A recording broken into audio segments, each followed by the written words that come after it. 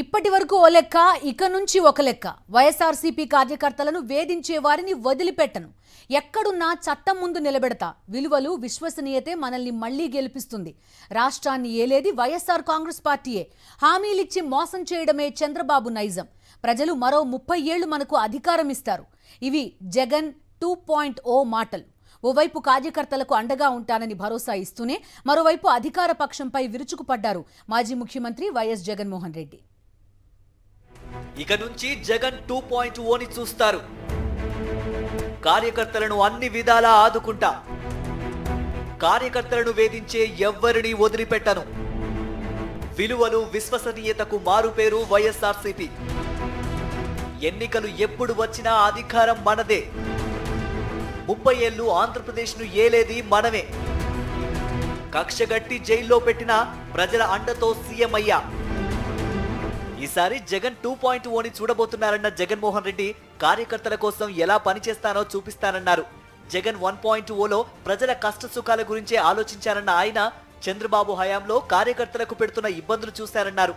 వైఎస్ఆర్సీపీ శ్రేణులను ఇబ్బంది పెట్టిన వారిని వదిలిపెట్టనని, ఎక్కడున్నా తీసుకొచ్చి చట్టం ముందు నిలబెడతానని హామీ ఇచ్చారు.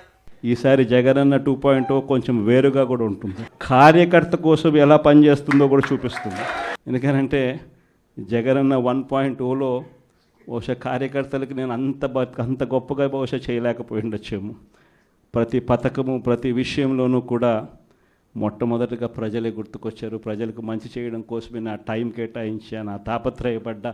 కానీ జగనన్న 2.0కి వచ్చేసరికి మాత్రం చంద్రబాబు నాయుడు కార్యకర్తలకు పెడతా ఉన్న ఇబ్బందులు చూసా, అవస్థలు చూసా, బాధను గమనించా. వీళ్ళ కోసం గట్టిగా మీ జగనన్న ఉంటాడని సందర్భంగా గట్టిగా చెప్తాను. వైఎస్ఆర్ కాంగ్రెస్ పార్టీ అంటే విలువలు, విశ్వసనీయతకు కేరాఫ్ అని. ఎన్నికలు ఎప్పుడు వచ్చినా అవే మనల్ని మళ్లీ అధికారంలోకి తీసుకొస్తాయన్నారు జగన్. చంద్రబాబు మోసపు నైజం ప్రజలకు పూర్తిగా అర్థమైందని, అందుకే మరో 30 ఏళ్లు ప్రజలు మనల్ని అధికారంలో కూర్చోబెడతారని ధీమా వ్యక్తం చేశారు జగన్. రాజకీయాలలో విలువలు, విశ్వసనీయత అన్న పదానికి అర్థం అదే.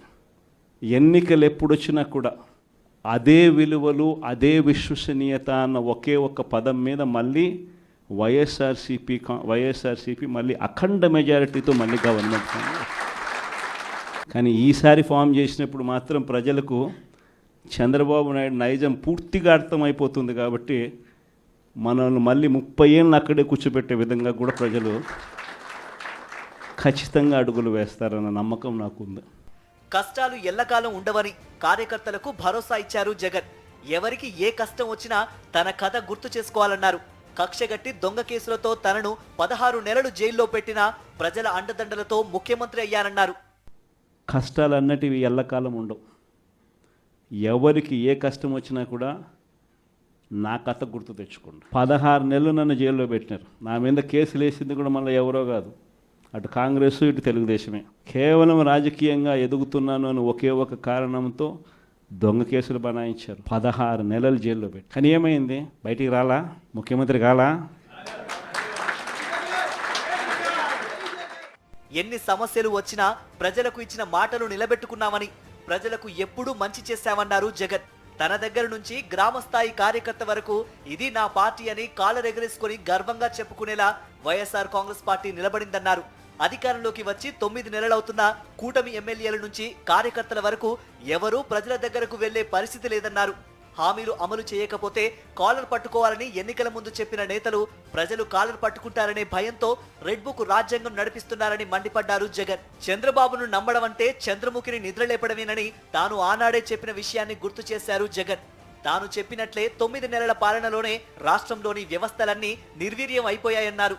నాడు నేడు, అమ్మ ఒడి, ఇంగ్లీష్ మీడియం, డిజిటలైజేషన్, ల్యాబులు, సబ్జెక్టు టీచర్లు వంటి కాన్సెప్ట్లన్నీ మాయమయ్యాయన్నారు. 70% ప్రభుత్వ పాఠశాలల్లో 70% కూడా విద్యార్థులు లేకపోవడమే దీనికి నిదర్శనమన్నారు జగన్. కూటమి సర్కార్ వైద్య వ్యవస్థను పూర్తిగా నిర్వీర్యం చేసిందన్నారు వైఎస్ జగన్. ఆరోగ్యశ్రీ, ఆరోగ్య ఆసరా పోయిందని, విలేజ్ క్లినిక్లు, పిహెచ్సిలు పనిచేయడం లేదన్నారు.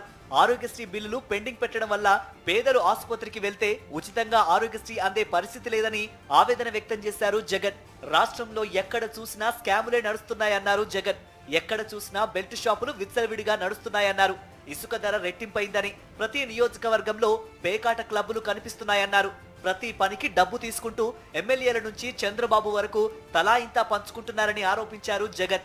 తాడేపల్లి వైఎస్ఆర్సీపీ కేంద్ర కార్యాలయంలో విజయవాడ ముఖ్య నేతలు, కార్పొరేటర్లతో సమావేశమయ్యారు మాజీ ముఖ్యమంత్రి వైఎస్ జగన్మోహన్ రెడ్డి.